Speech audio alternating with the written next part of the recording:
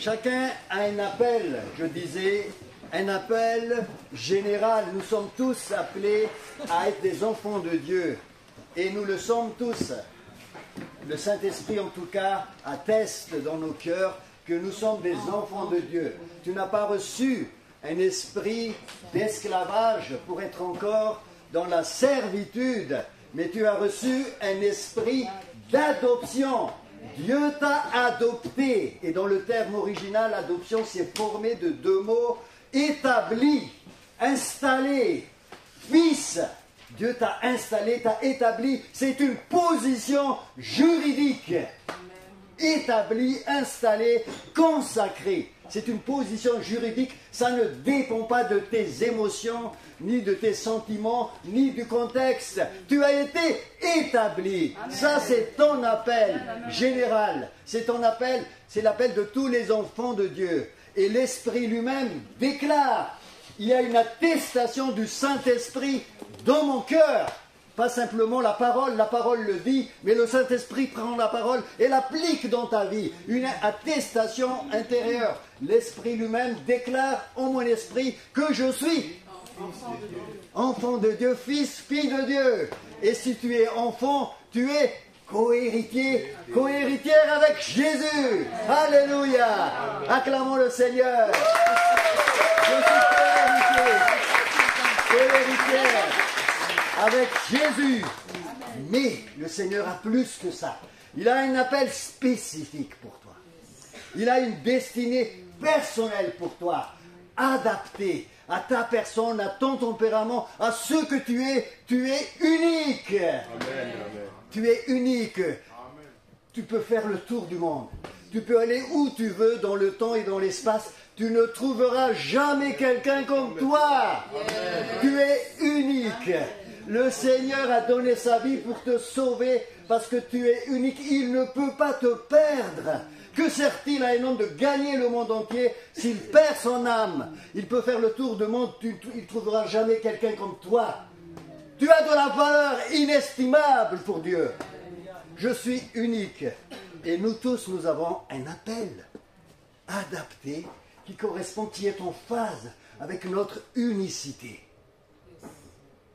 Ton identité unique. Dis avec moi, j'ai un appel. J'ai une destinée. J'ai une identité. Amen. Et je suis enfant de Dieu. Les personnes qui ont des enfants savent très bien que chaque enfant est unique. Ce n'est pas la peine de les mettre dans un moule. Il faut voir, il faut discerner. Et dans Jérémie 5, on l'a déjà lu, mais je vais relire avec vous. Avant que je ne te forme dans le ventre de ta mère, je te connaissais, et avant que tu ne sortes de son sein, je t'avais consacré, je t'avais établi, prophète pour les nations. Dieu te connaissait avant qu'il te forme. Il avait déjà dans la tête ton unicité. Ce n'est pas quelque chose qu'il a fait, je dirais comme ça, en tâtonnant, mais il l'avait dans la tête. Il sait exactement qui tu es, qui tu seras. Il t'a établi, il t'a consacré. Waouh! Il t'a préparé une mission. La base, c'est tu es une créature merveilleuse. Réjouis avec moi, avec le Seigneur. Je suis une créature merveilleuse. Je brise maintenant tout ce que l'ennemi a mis sur toi. Je le brise dans le puissant nom de Jésus. Tu es une créature merveilleuse. Je libère au nom de Jésus maintenant l'identité, l'appel, la destinée de chacun ici. Dieu m'a créé pour quelque chose. Albert Einstein disait, écoutez bien, hein, ça c'est pas de la Bible, mais c'est d'une vérité quand même assez pertinente. Albert Einstein disait, tout le monde est un génie, mais si vous jugez un poisson sur ses capacités à grimper à un arbre, il passera toute sa vie à croire qu'il est stupide. Ouais. Je répète? Oui, répète. Tout le monde est un génie, mais si vous jugez un poisson sur ses capacités à grimper à un arbre, il passera toute sa vie à croire qu'il est stupide. Tu es un poisson ou tu es un singe ou un oiseau? Qui tu es? Qui suis-je? C'est la question que tout le monde se pose. Qui suis-je? Avant de connaître qui tu es, Dieu se révèle à toi. Tu ne peux pas te connaître toi-même si Dieu ne se révèle à toi. Ça, c'est la pensée diffuse dans le monde. Connais-toi toi-même. Vous connaissez, hein, c'est Socrate qui disait ça, c'est l'oracle de Delphes. Connais-toi toi-même, tu ne peux pas te connaître. Tu as besoin d'une révélation de Dieu afin de te connaître. Parce que Dieu, c'est la référence, c'est ton miroir. Tu as été créé à l'image de Dieu. Est-ce que je suis un poisson, un singe, un oiseau? Qui suis-je, Seigneur? Approche-toi du Seigneur. Il te donnera le discernement de qui tu es en Jésus. Amen. En Jésus, parce que tout prend, ta valeur va être éclatée en Jésus. Amen. On va voir ça plus loin. Dans Jean chapitre 21, vous savez, Pierre, il a été éprouvé par tout ce qui s'est passé avant que Jésus fût livré. Et Jésus lui pose ces questions dans Jean 21, à partir du verset 17 et 23. Pierre fut attristé parce que c'est la troisième fois que Jésus lui pose la question « M'aimes-tu » Et il répondit « Seigneur, tu sais toutes choses, tu sais que je t'aime. » Jésus lui dit « Paie mes brebis » pour la troisième fois. Et bon, ok, dit Pierre, c'est bon. Là, il était restauré dans son être. Il retrouve sa place parce que, vous savez, il a vécu vraiment des temps très difficiles pendant que Jésus était sur la croix. Et là, il retrouve, Jésus restaure intérieurement. Et Jésus dit quelque chose d'un peu énigmatique tout de suite après. Il dit ceci, suivez-moi. En vérité, je te le dis, quand tu étais plus jeune, tu mettais toi-même ta ceinture et tu allais où tu voulais, mais quand tu seras vieux, tu tendras les mains et c'est un autre qui attachera ta ceinture et te conduira où tu ne voudras pas. Verset 19, il dit cela, et là il donne l'explication. Il dit cela pour indiquer par quelle mort Pierre révélerait la gloire de Dieu, puis il dit à Pierre, suis-moi. En fait, au travers de ce texte un petit peu énigmatique, Jésus voulait dire à Pierre que maintenant que tu es restauré, au départ, quand tu étais un petit peu immature, hein, tu faisais ce que tu voulais, tu allais là où tu veux et tu prends toi-même ta ceinture. Mais maintenant, tu verras ce que je vais faire avec toi. Je vais te faire entrer dans ta destinée.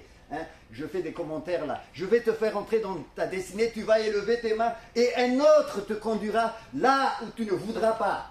Et là, il révèle encore quelque chose de plus au verset 19. Jésus lui dit, par quelle mort tu vas glorifier Jésus. En fait, Pierre allait mourir martyr. Hein, vous connaissez, et même à l'envers. Hein, c'est la tradition qui nous dit ça. Et au travers de ça, donc Pierre savait que sa vie maintenant, ce n'est plus une suite de reniements, mais c'est une suite de vie qui va glorifier le Seigneur et qui va se terminer martyr. Et là, Pierre dit, waouh, il n'a pas dit, waouh, Seigneur, super, maintenant je vais être à fond pour toi. Mais tout de suite après, il regarde à côté de lui et il voit Jean. Premier réflexe, qu'est-ce qu'il voit? Il voit Jean et il sait que Jean est très proche de Jésus. Il a dit, mais celui-là, Seigneur, mais au verset 20, le disciple que Jésus aimait, et celui-ci, Seigneur, que lui arrivera-t-il? Et Jésus lui répondit, verset 22, si je veux qu'il demeure jusqu'à ce que je vienne, que t'importe, toi, suis-moi. Pas de comparaison, frères et sœurs. Parce que tu es unique. Tu es unique. Tu es le champion de Dieu. Dans ton unicité, Dieu a une destinée pour toi. C'est la vérité. Jésus ne fait pas de comparaison. C'est le monde dans lequel nous vivons qui fait beaucoup de comparaisons, qui fait des créations en série avec de numéros et on compare. Jésus connaît ton unicité. Et c'est prouvé par la science. Tu as un ADN unique. Unique. Alors, pas de jalousie. C'est le corollaire de la comparaison. Hein. Jusqu'à ce que je revienne, si je veux, qu'il demeure, que t'importe, toi, suis-moi. Suis-moi, suis-moi, suis-moi. Alléluia. Suis-moi, ne regarde pas. Sers-moi. Sers Jésus dans ce qu'il t'a donné pour toi. Sers-le. C'est ça qui glorifie le Seigneur. Le reste, excusez-moi, je n'ai rien à faire. Ne te compare pas, ne te préoccupe pas, ni de Jean, ni de Paul, ni de Jacques. Rentre dans ton appel, dans ta destinée, rentre dans ta destinée spécifique et sers Jésus. Et dis avec moi, je refuse la comparaison. Je refuse la comparaison. Je refuse la comparaison. Je refuse la comparaison. Je rentre dans ma destinée. Je rentre dans ma destinée. Vous connaissez la course des spermatozoïdes, hein, vers l'ovule pour féconder l'ovule. Hein. Vous avez appris ça, hein, dans les sciences naturelles. Moi, quand j'étais petit, on appelle ça sciences naturelles. Maintenant, il y a une autre appellation. Mais vous savez qu'il y a 40 millions de spermatozoïdes qui essaient de rentrer pour féconder l'ovule. Et un seul qui arrive après des obstacles énormes. Un seul arrive, le gagnant. Le gagnant, c'est toi. C'est pour ça que tu es là. Jérémie 1,5. Avant que tu fusses formé, je te connaissais. Dieu a choisi ton ADN pour féconder ta maman. Et ce moment-là, tu deviens le gagnant. Tu es unique. Amen. Impossible. La science le confirme. Je suis unique. Et Dieu a vu ce spermatozoïde qui allait devenir l'enfant que tu es. Amen. Je suis unique. Sois-en rassuré. Tout le reste que le monde te dise, c'est faux. Le monde essaie de nous niveler, de sortir des concepts qui sont bien. Hein, je ne suis pas contre. Hein, l'égalité sociale, tout ça, c'est très bien de rentrer dans une certaine solidarité. Mais tu es unique. Tu es unique. On ne peut jamais niveler par le bas. Tu es nivelé toujours par le haut, parce que par le haut, il n'y a que toi, tu es le champion en haut. Le champion de Dieu. Dieu l'a prouvé avec le spermatozoïde qui avait arrivé. Tu es gagnant sur 40 millions. C'est toi, c'est moi. Je refuse la comparaison. Je suis seul, unique, et je suis le gagnant du Seigneur. Amen. Amen. Amen. Le Seigneur t'appelle créature merveilleuse. Je te loue de ce que je suis une créature si merveilleuse. Tes œuvres sont admirables et mon âme le reconnaît. Psaume 139, 14. Ne te compare pas, parce que tu as été choisi pour un appel, une destinée, un ADN particulier avant que tu naisses. Ce n'est pas vous qui m'avez choisi, c'est moi qui vous ai choisi. Je vous ai établi, afin que vous ayez et que vous demeurez à moi et que vos fruits demeurent. Jésus le dit dans Jean chapitre 15, verset 16, je crois. Dieu ne fait pas de copie ni de duplicata, comme je disais. Dieu ne fait pas de fabrication en série. Pendant qu'il a créé le monde, quand il t'a créé, il continue à créer des enfants, je dirais, issus de la race d'Adam et Ève. Mais il y a une deuxième naissance, que vous connaissez tous maintenant, ce qu'on appelle, nous, la nouvelle naissance. Naître de nouveau. Qui est né de nouveau? Alléluia. Le Saint-Esprit déclare lui-même en moi que je suis enfant de Dieu. Je suis né de Dieu. Pas de la volonté de la chair ni du sang, dit la parole de Dieu. Jean chapitre 1, verset 13. Mais de la volonté de Dieu. C'est Dieu ton papa. Je suis né de Dieu. Je suis appelé pour impacter, influencer le monde. J'aime bien ce chant. Je suis né de Dieu. La nouvelle naissance, une nouvelle naissance. Tout le monde, c'est vrai, n'est pas appelé à servir dans les 5 ministères, mais tu es appelé à servir, sauvé pour servir. Dieu te prépare un appel, un service, une destinée. Ça, c'est absolument certain. Lisons encore ce verset dans Éphésiens chapitre 2, verset 8 à 10, que nous avons déjà lu plusieurs fois. Car c'est par grâce que vous êtes sauvés, par le moyen de la foi. Cela ne vient pas de vous, c'est le don de Dieu. Ce n'est point par les œuvres, afin que personne ne se glorifie. La première partie, grâce, on l'a vu. La foi, on l'a vu hier. Et maintenant, la suite du verset, verset 10. Car nous sommes son ouvrage. Nous avons été créés en Jésus-Christ pour des bonnes œuvres que Dieu a préparées d'avance, afin que nous les pratiquions. Grâce, foi. Maintenant, j'entre dans les œuvres préparées d'avance parce que je suis une nouvelle créature en Christ. Grâce, foi et j'entre. Vous avez été créés. Jésus t'a recréé une deuxième fois. Déjà la première fois, tu es champion au travers physiquement du spermatozoïde, mais la deuxième fois, Dieu te refait naître de nouveau pour des bonnes œuvres. Tu ne fais pas des œuvres pour être sauvé. Tu es né de Dieu pour faire des œuvres que lui a préparé. C'est ça ta destinée en lui. C'est ça ton identité. Et la nouvelle naissance nous prépare pour les œuvres. Chaque œuvre est préparée d'avance. Il faut y entrer, les amis.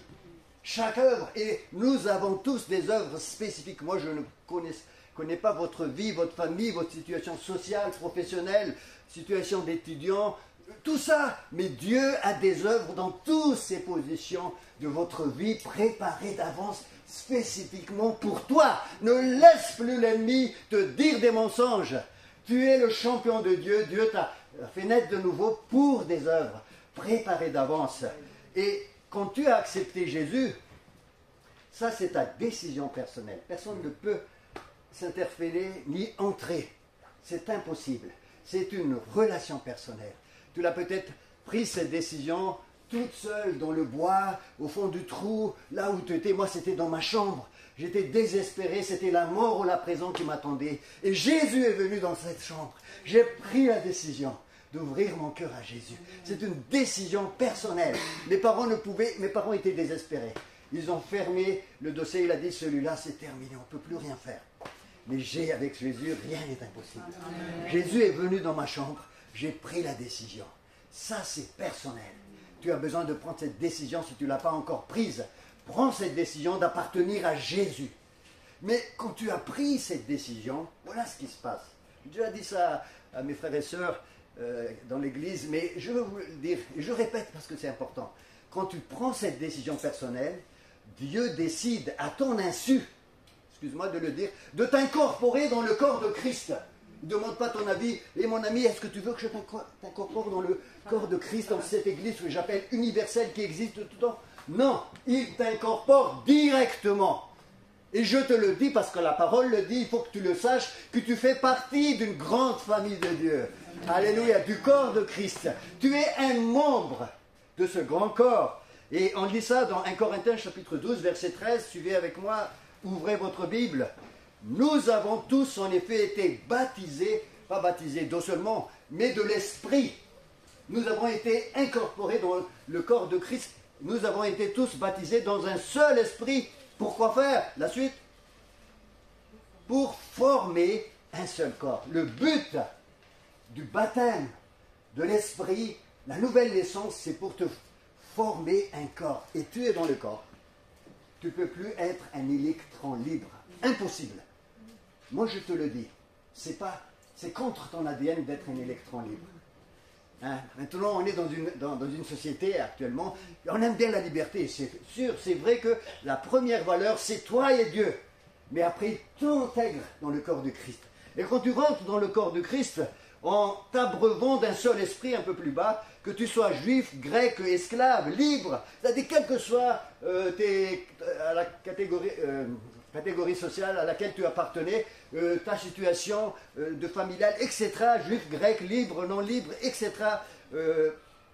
tu as été, nous avons tous été abreuvés d'un seul esprit, le même esprit. Et donc ce corps-là, la suite, ce corps-là va te faire participer à cet organisme vivant qu'on appelle le corps de Christ, avec une image très parlante que l'apôtre Paul le donne dans 1 Corinthiens chapitre 12. Hein, vous connaissez tous ce passage. Tout le monde, c'est plus clair peut-être d'être incorporé. Et maintenant, quand je suis dans le corps, je suis un membre du corps. Je ne peux plus fonctionner en dehors.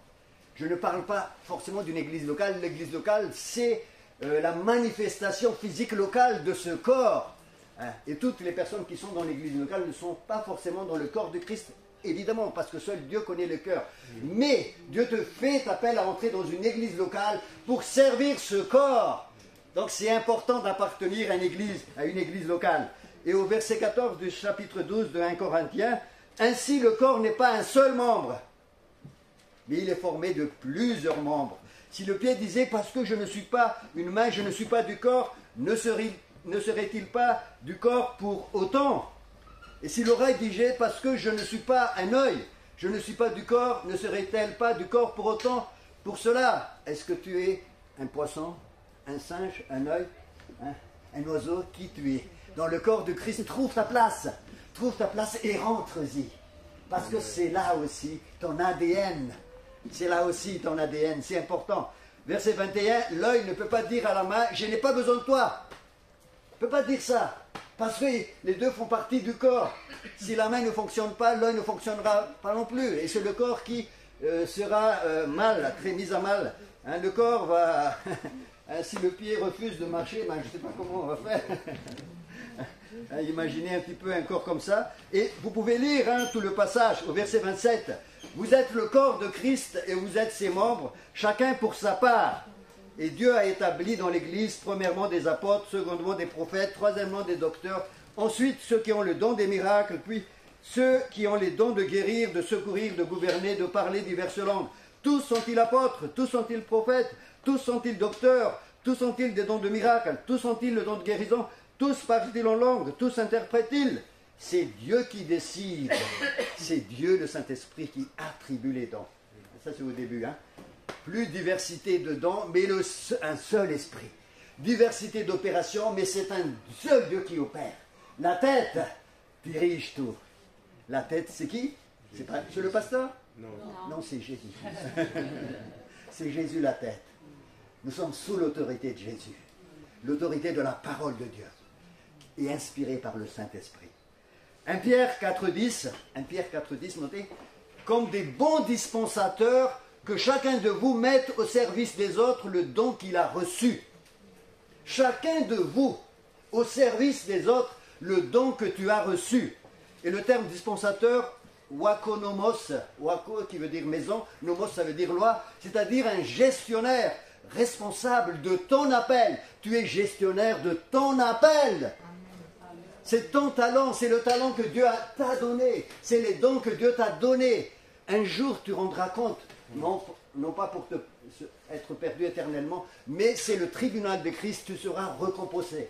Il y aura certains qui auront amené 5 talents, et il va donner 10 talents, un autre c'est 2 je crois, on va lui donner encore 2, et un autre il a dit, moi j'ai eu peur de toi, et j'ai caché les talents, je les ai enterrés. Il avait peur. Vous savez, la crainte, la peur t'empêche de rentrer. Chasse la crainte et la peur. Je refuse. Tu n'as pas reçu un esprit de servitude pour être encore dans la crainte, mais un esprit de force, d'amour et de sagesse. Ranime les dons que Dieu t'a donnés. 2 Timothée chapitre 1er, versets 6 et 7. Notez. Tu as reçu un esprit de force, d'amour et de sagesse pour les dons que Dieu t'a donnés. Ranime les dons. Que les dons soient ranimés. Rentre dans le corps de Christ pour servir. C'est là ta place, incorporée dans le corps de Christ, en étant un membre du corps.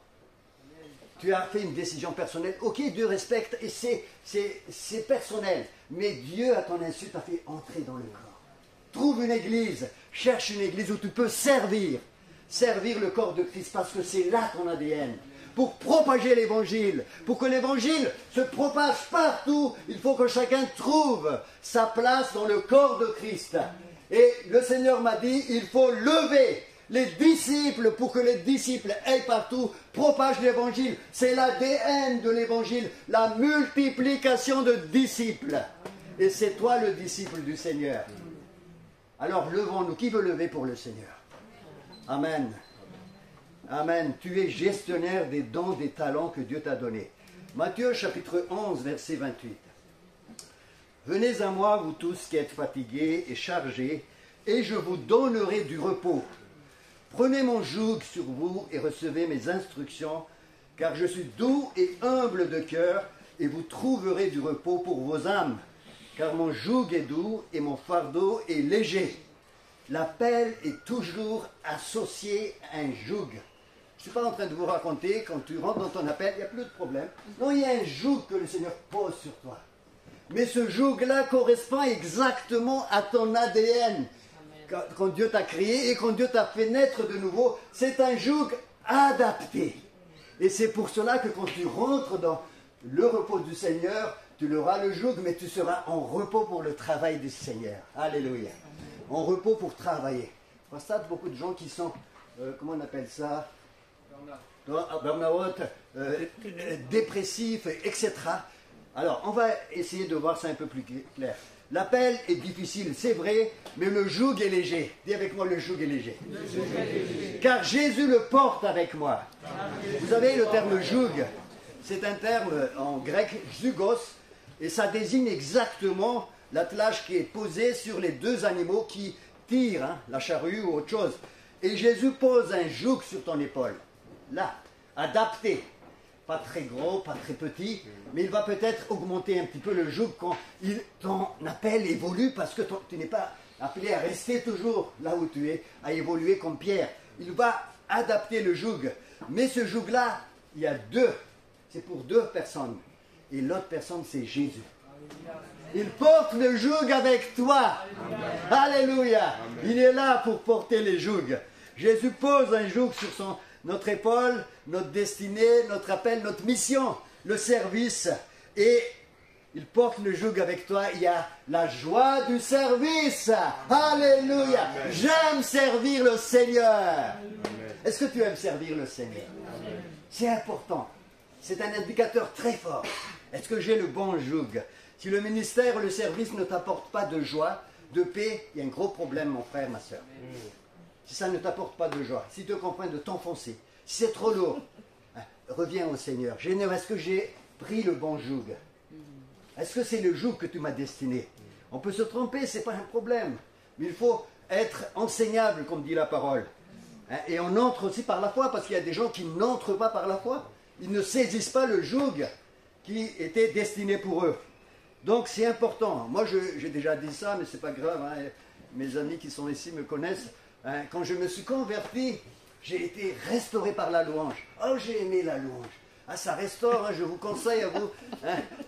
La louange, l'adoration, tout ça. Les chants, le Saint-Esprit te visite, te restaure. C'est incroyable. Le Saint-Esprit utilise ces choses-là. Et moi, j'étais fasciné.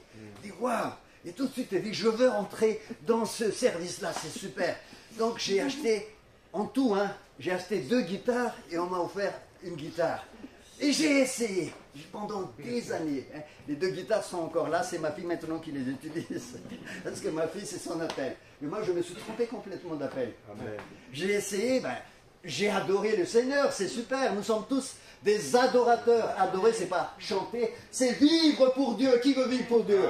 Ou que c'est ni à Jérusalem ni en Samarie. Dieu cherche des adorateurs en esprit et en vérité. Où que tu sois au Térébinthe, au Mont, Père Guillaume, peu importe, Dieu cherche des adorateurs en esprit et en vérité. L'adoration, c'est mettre Dieu en première place dans ta vie et c'est d'aimer Dieu pour ce qu'il est, pas pour ce qu'il me donne. Pas parce que j'ai reçu beaucoup de bénédictions. Alléluia! Merci Seigneur! Mais j'aime Dieu pour ce qu'il est. Et ça, c'est le Saint-Esprit qui le produit en toi. Cet amour pour Dieu, pour ce qu'il est, cet amour-là chasse la crainte. L'amour parfait bannit la crainte. Ça chasse la crainte. C'est l'amour agapé. Et ça vient dans ta vie quand tu acceptes Jésus. Alors, maintenant, je ne touche plus je le touche de temps en temps aux 2 guitares. Hein? Mais c'est ma fille, c'est son joug à elle, elle est contente, super, merci Seigneur. Et parmi nous, il y a beaucoup de personnes qui sont appelées pour ce service, ce ministère de louange. Merci Seigneur, on les bénit. Et Seigneur, que tu les utilises encore d'une manière puissante. Amen. Ce joug, hein, il y a du travail quand même, hein, parce qu'il y a un joug, mais le joug est léger. Le joug est léger, ça symbolise ta mission, le joug, le fardeau. Le repos, c'est porter le joug adapté. Ce n'est pas dormir et ne rien faire. C'est vrai, les vacances, c'est bien. Hein? On essaie de dormir, c'est bien. Mais le repos, c'est être dans la volonté, dans ton ADN et s'épanouir là où Dieu t'a appelé. Alléluia, trouve ça. Et tu seras dans le repos, dans ta destinée, c'est porter le joug adapté. Alléluia. Et quel joug tu portes? Mon joug est doux et mon fardeau est léger, dit Jésus. C'est le joug prévu par Jésus. Et vous savez, dans l'Ancien Testament, ça c'est dans Deutéronome 22:10, note, et tu regardes, hein, dans l'Ancien Testament, on ne met pas 2 animaux différents sur le même joug, parce que un des animaux peut se blesser. Parce que c'est trop dur. Et tu peux te blesser aussi si le joug n'est pas adapté. Donc ne te trompe pas, ne prends pas un joug plus petit. que ce que Dieu a prévu pour toi. Laisse Dieu t'amener vers le joug. Il peut augmenter le joug, transformer le joug de diaconat en joug d'évangéliste ou en joug de pasteur ou autre chose, peu importe, mais laisse Dieu transformer ta vie. Laisse Dieu changer le joug au fur et à mesure que tu avances. N'avance pas plus vite que le Saint-Esprit. Abraham, il a fallu combien de temps? On a dû 25 ans. Moïse, 40 ans. Mais laisse le joug de Dieu arriver sur toi au bon moment. Il y a des gens qui portent des jougs trop larges et ils se blessent. Parce que c'est trop lourd. C'est épuisant. C'est la joie, la paix, la joie dans le service. Parce que c'est comme ça que nous allons communiquer l'évangile avec puissance, avec patience. C'est pour ça que j'ai mis passion là. Avec patience. Tu veux communiquer l'évangile avec patience? Sois dans ton appel. Sois dans ton appel, tu as la même valeur que tout le monde. Valeur unique, tu es championne, champion. Mais sois dans ton appel pour faire avancer le corps de Christ. Le royaume de Dieu avance pour impacter, et vous allez voir, ça va impacter la région, la nation, le continent, au-delà, quand les membres sont dans leur appel. Amen. Tu portes peut-être un joug aussi trop petit, mais Dieu va élargir l'espace de ta tente. Ça va s'élargir, c'est l'ADN du royaume de Dieu. Donc, laisse le Seigneur libérer le joug qu'il a mis sur toi, la destinée, l'appel. Parce que tu as été créé en Jésus pour des bonnes œuvres que Dieu a préparées d'avance. Pas de comparaison. Tu n'es ni un poisson, ni un singe, mais Dieu sait exactement qui tu es. Ne te compare pas à Paul, à Jacques, etc., mais rentre dans ton appel et laisse le Saint-Esprit grandir en toi. Laisse l'appel, les dons, ça se développe aussi, frères et sœurs. On est dispensateur, comme je dis, responsable des dons que Dieu nous donne, parce que les dons sont appelés à se développer. Et ça, c'est le potentiel. Donc, tu es appelé à développer les dons, les talents, ce que Dieu t'a donné. Développe-les, développe-les. Tu verras que tu vas rentrer. Dieu veut t'amener jusqu'au bout du potentiel qu'il a mis en toi. On va chanter un louange, un chant, et je vous invite à vous lever. Et je vous invite à vous reconsidérer vraiment devant le Seigneur. Tu es unique. Ne laisse plus l'ennemi t'embarrasser ou te condamner ou te murmurer que tu n'es pas capable. C'est faux, archi faux. Tu as une place unique sur la terre. Mais en plus, tu as été recréé par Jésus. Donc ne laisse plus, refuse toute condamnation. Tu es fils, fille de Dieu, tu es membre du corps de Christ. On va prier vraiment, on va se laisser interpeller fortement et on va briser tout ce que l'ennemi a mis, tout ce que le Seigneur n'a pas semé, on les enlève, on refuse et on laisse le Saint-Esprit développer en nous l'appel, la destinée et les dons.